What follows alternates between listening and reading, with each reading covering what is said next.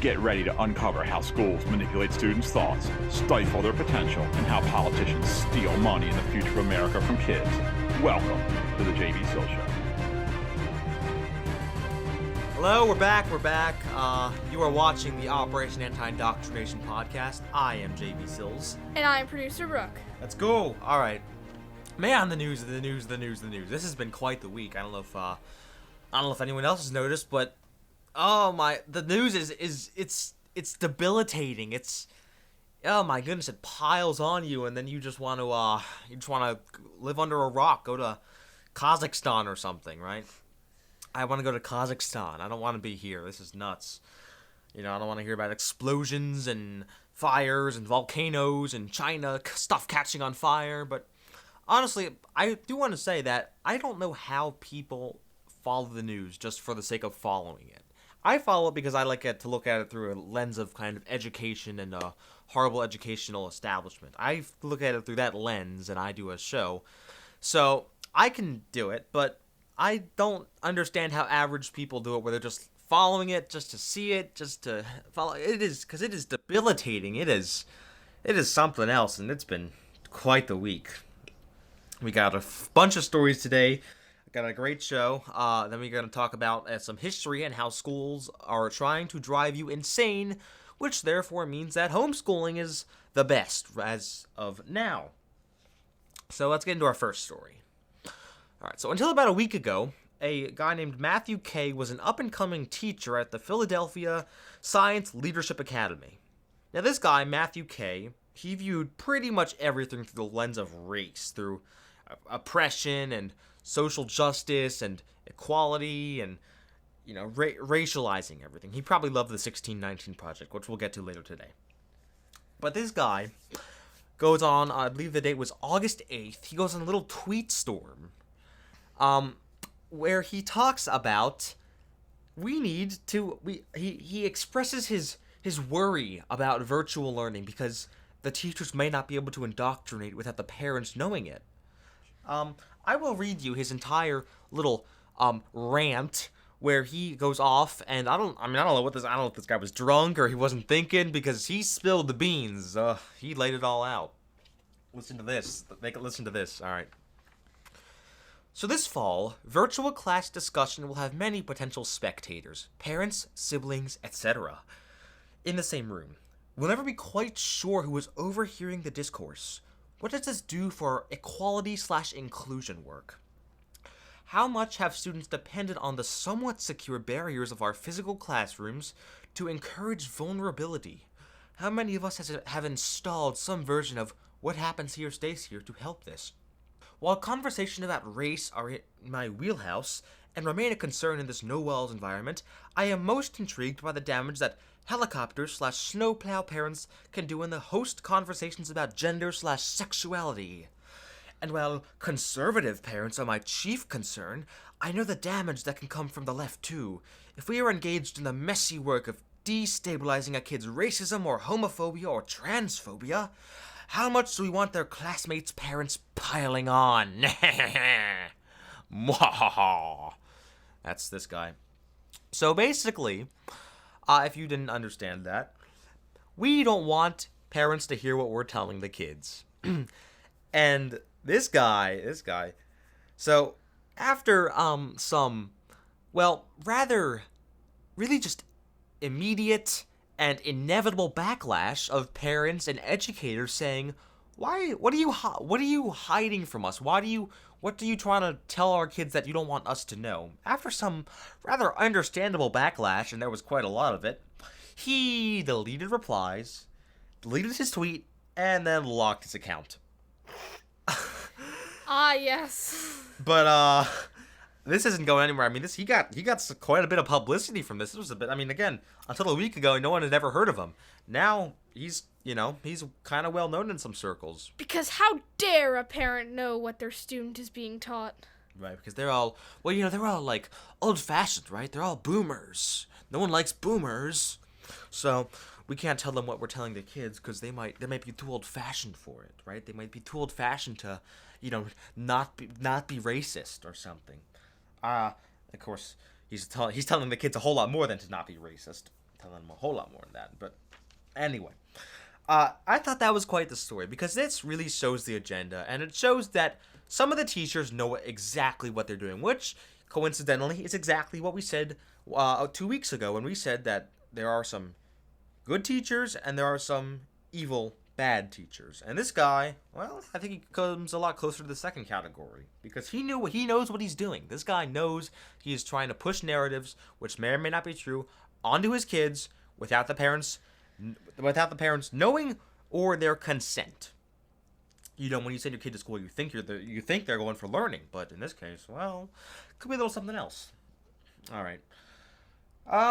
Next story here. So, as I'm sure everyone in America over the age of 10 knows, Joe Biden has a new vice presidential nominee, Kamala Harris. Now, we'll skip the whole, blah blah blah history, her life, calling Joe Biden racist a year ago, but I guess they've all forgotten about that and made up. We'll forget about that for a minute because you all know that you watched. Everyone knows that, okay? Everyone knows that. No one needs me to say that. All right. So anyway, as soon as I heard that she was kind of bizarrely chosen as vice president, I remembered a little story back from December. Remember that month, like eons ago? December. She introduced a bill which would make the school hour 10 days long, or 10 hours long. Well, it might have felt like 10 days, to be honest. 10 hours long. From, I guess it would have been 8 to 6, right? And this would have, of course, completely removed any parental influence that still somehow remains. This would have completely gotten rid of any notion of education outside of school. And it would have completely put the minds of children into the hands of the state. And now she's up for vice president. If Biden wins in 2020, we'll see what happens. But now she's up for vice president. I am less worried about the indoctrination and more worried about how extremely mentally taxing this will be. Imagine any kids, parents out there. How do you or your child feel at the end of the 7-hour school day? Imagine 3 more hours. I don't think I'd ever go back to, I think I just do homeschooling for, until I'm done, because I would never, ever, ever go to school for 10 hours a day. Oh my gosh. It just seems like awful. It would become basically more, it's already glorified babysitting, but it would become explicitly glorified babysitting, where we're having the kids for the whole day, but not only are we babysitting them, we're telling them what to think. And we're basically making them go insane, which we'll get to. We're going to talk about that, the history of all that in school. But you're going to basically drive kids insane. I guarantee you suicide rates would go up. I can guarantee it. I would be stunned if they didn't, if that happened. Nobody wants to be in school for 10 hours a day. Like, let's think if you get 8 hours of sleep and then school day was 10 hours. That is just, like, you've no time at all to do anything else. And you're eating breakfast and dinner somewhere in there, right? So, this is ridiculous. I am. If she wins, I am legitimately scared for our kids. And look, I'm not a sycophant for Trump either. I don't think Trump's done a very good job on education, but at least he hasn't made it. At least his administration, I guess, hasn't made it that much worse, no worse than it otherwise would have been seemingly. So that's quite the story. That's my take on it, because no one needs to hear me spiel the same mainstream media points of this and that about Kamala Harris. Now she's the nominee. Now she's she's trustworthy or she's not trustworthy. She's moderate. She's not moderate. Whatever. No one cares. But she wanted to extend the school to 10 hours. That is. Gosh, and I don't know if, what kind of influence you have as vice president or how much she cares about that issue, but that's nuts. That is nuts. All right. If she really cares about it, I'm worried that it's going to be implemented. All right. Put some fireworks up in the sky. Fireworks tonight. I want to see some fireworks. I want to see celebrations. I want to see parties. I want to see, confetti, because it is the 1-year anniversary of the 1619 Project. Oh boy. Yay! Yay. It was a wonderful project. So, alright, if you don't know, The 1619 Project, it's a New York Times founded project. It was founded by some woman named Nicole Hannah Jones. And it was basically, the proposition of this is that America was not founded, as we currently believe, on July 4th, 1776, but instead it was founded on August 20th, 1620. And that the proposition is that all of America's progress, all of our triumphs, all of our innovations, all of our inventions are connected to oppression of minorities, specifically black people. Now, this is ridiculous. All right, it's ridiculous. And also, another prominent tenet of the 1619 Project is that America's founding, when we declared our independence officially, was to preserve slavery.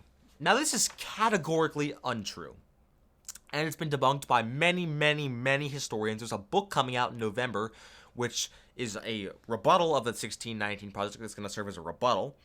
And there are even liberal historians from the Civil War, from the Revolutionary War, that say this is ridiculous. Now, let me explain this. The proposition basically is that the British Empire was working to outlaw slavery, and we didn't want that, so we declared our independence so we could keep slavery for as long as possible. That is the proposition.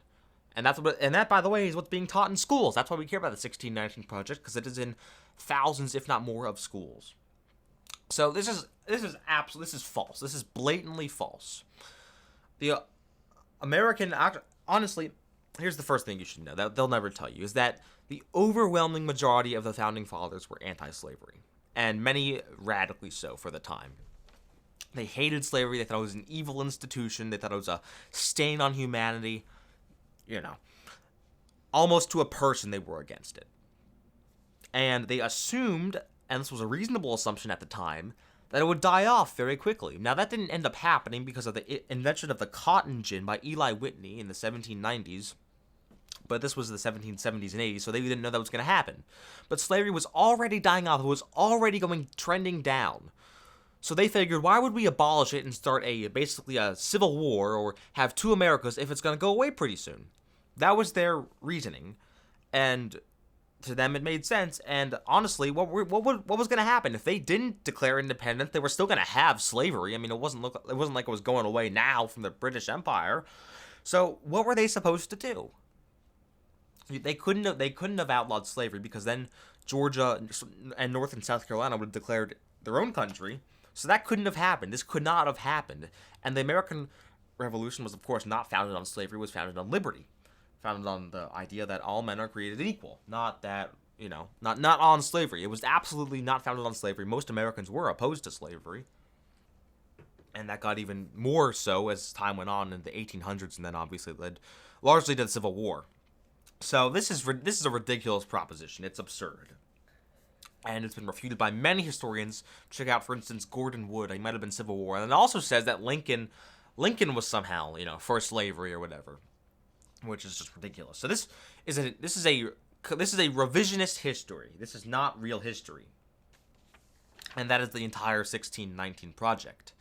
And honestly, I think that we should probably divert funds from schools that use it to disincentivize it, because it is false history. It is indoctrination, pure and simple.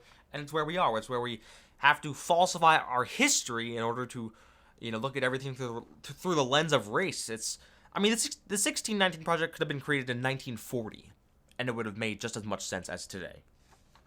Because it's regressive. It's inherently regressive. It's a regressive idea. It's a regressive project. All right, I guess we're not doing so well on time here. So let me move on.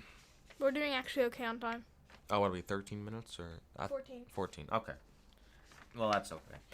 So this is the history part of the episode. We always do this, which is the proposition for today is that school's mission is to drive you insane. Not figuratively, not, it kind of happened, but it wasn't how it was intended. No, the intention of school is to drive you insane. And for this, to prove this, I want to go back to a Russian physiologist named Ivan Pavlov. Now today, for the people that know who Pavlov is, he is often famed for his conditioning experiments on dogs, where he rings the bell, and they immediately salivate for food. That's what he's most famous for, and even that has been found its way into the classroom in some sense with the bells and that sort of thing. But anyway, What I want to talk about are the experiments Pavlov did in his later life for the Soviet government. Now, if you didn't know, many in the educational establishment in America during the 1920s and 30s, people like John Dewey, groups like the NEA, loved the Soviet Union. They were fascinated by it. They wrote books on it. They considered it a great experiment. They took inspiration from it. And Pavlov's studies, which he did for the Soviet government, were used in Soviet schools. So there's the connection. But anyway, Pavlov did experiments for the Soviet government on how to drive people insane. And this was admitted. One of his colleagues, Alexander Luria, admitted this. He was another Russian doctor. And he wrote a book called The Nature of Human Conflicts, where he said that Pavlov was trying to figure out how to drive people insane. I will give you a direct quote from the preface. Quote, "The chief problems of the author were an objective and materialistic description of the mechanisms lying at the basis of disorganization in the human behavior and an experimental approach to the laws of its regulation." Unquote. So what they were trying to do was figure out the laws of how to regulate people's sanity, essentially, of how to drive them insane. Why would he be doing this? He wasn't doing it for fun. It was not a passion project. It wasn't his hobby. He was doing this in order to have it implemented in the school system. And then you have all these people who studied Pavlov. The most brilliant psychologists and philosophers in the world studied Pavlov. They studied his work, and they studied his experiments on how to make people go insane in order to implement them and import them into the American classroom, because remember, they were utopians. They wanted a perfect society at any and all costs, and they thought this was the way to do it. And I want to quote from Luria again, this time in 1935. He says, quote, "Pavlov attained a definite, effective breaks in acute disorganization of behavior each time that the conditioned reflexes collided when the animal was unable to react to two mutually exclusive tendencies or was incapable of adequately responding to any imperative problem."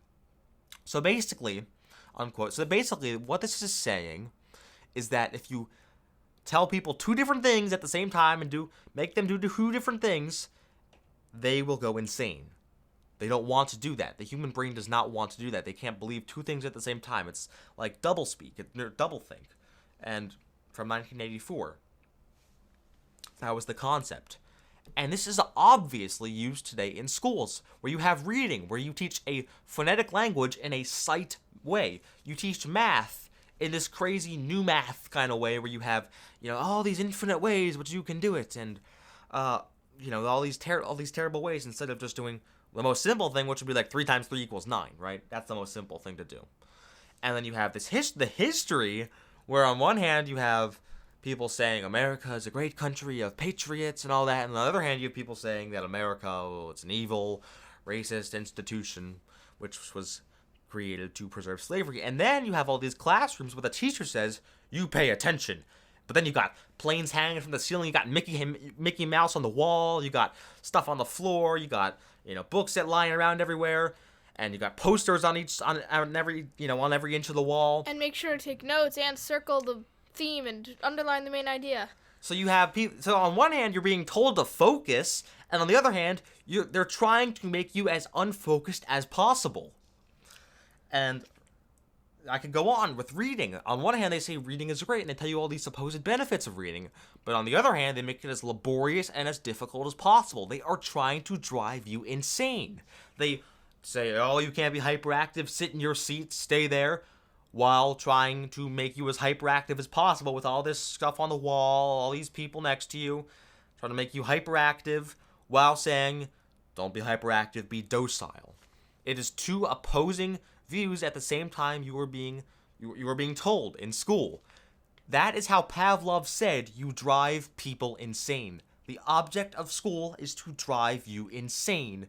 And once you're insane, you can have your life planned out for you. I mean, if you ever been sitting in a classroom just wishing you were anywhere else and feeling like, "Oh, I'm so bored and I want this over and I want to get out of here as soon as possible." Yes, and so They are trying to drive you insane. That is the objective of schooling. The objective of schooling is nothing more or nothing less. Because once you're insane, once they've cleared all your past beliefs or whatever, then they can plan you out to however they want to. And they're doing this tacitly. They're doing this subtly, because if people knew what was happening, there'd be mass riots. There'd be an insurrection against schooling. If people knew what was actually happening, so the people can't know. No one can know.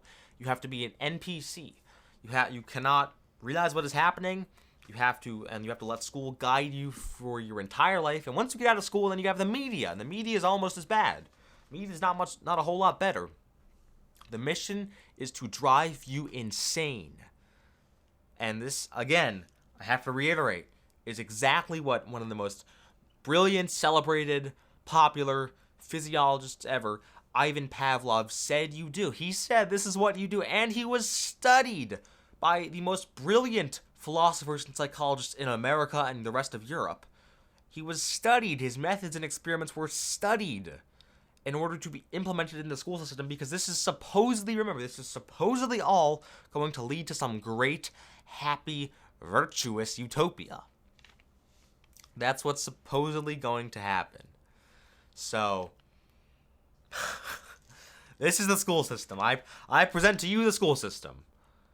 You gonna go in it, or are you gonna do homeschooling? And if you're, assuming you're already out of the school system, are your kids gonna do homeschooling? Are your grandkids, your nieces, your nephews, your friends, whatever? How's it gonna be? That's my question. And that is why I am on board with the teachers' unions for not reopening schools. I've gotten to that point. I wasn't at the point at first, but I've looked it over more. I've thought about it. I've thought it through. Yes, it's going to cause economic damage, but we have to starve these horrible, horrific, dark, dry, airless places of their lifeblood, of money. And we do that by pulling the kids out.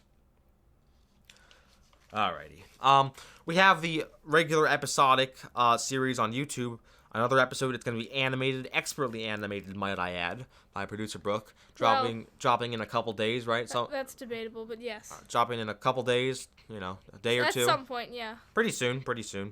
And then we'll have, one of these every week. If you're listening on Libsyn, that's pretty awesome. You can watch us on YouTube, or you can watch the episodic series on YouTube. The episodic series is just going to come out whenever I'm done animating them. I don't want to have to rush and put out bad content. So quality look over out quantity. For those. Yes, look out for those. Alrighty. If you have any questions, you can email me, jbsoulshow@gmail.com. Please do like, share, and subscribe. Please do share. It would make me really happy to see that. Please do leave a comment as well. You can follow me on Twitter down below. Check out some of my retweets, some of my tweets. You'll certainly like it. Read the articles I give. Really good, some really good digests. And I think that's about it. So, until next time, I've been your host, JV. And I've been producer Brooke. We are signing off.